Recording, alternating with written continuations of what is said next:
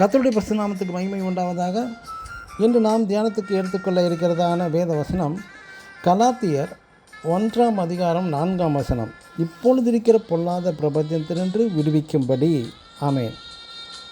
உலகம் பெருமையான ஒரு மனநிலையை உடையது. இந்த உலகம் எதிர்பார்ப்பது ஆஸ்தி, அந்தஸ்து, செல்வ செழிப்பு நிறைந்த வாழ்க்கையை அடைந்து விட பெருமைப்பட நம்மை தூண்டுகிறது. சமுதாயத்தில் ஒரு அந்தஸ்து அடைய வேண்டும், 4 பேருக்கு நடுவில் மதிக்கத்தக்க ஒரு தலை நிமிர்ந்து நாம் உயர்ந்தவராக இருக்க வேண்டும் என்று எண்ணியே ஓடுகிறார்கள்.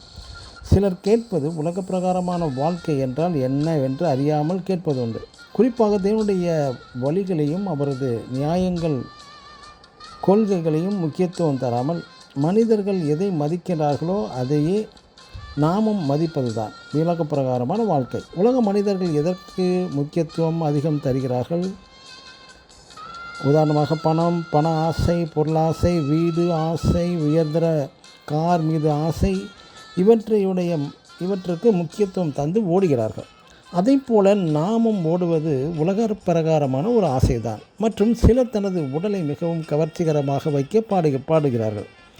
அதே போல் நாமும் செய்தால் உலக பிரகாரமான வாழ்க்கை வாழ சிலர் குறுக்கு வழிகளை தெரிந்து கொண்டு முன்னேறுவதும் உண்டு.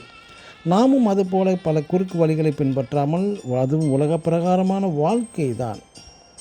சிலர் உலகத்தை அனுபவிப்பதில் முக்கியத்துவம் தருவார்கள்.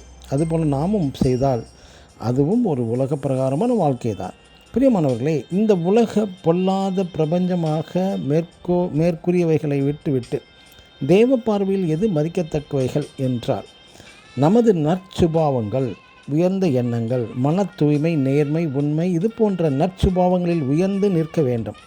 உலக பிரகாரமான உயர்நிலையை விட ஆவிக்குரிய தேவன் விரும்பும் உயர்நிலையை அடைய வேண்டும்.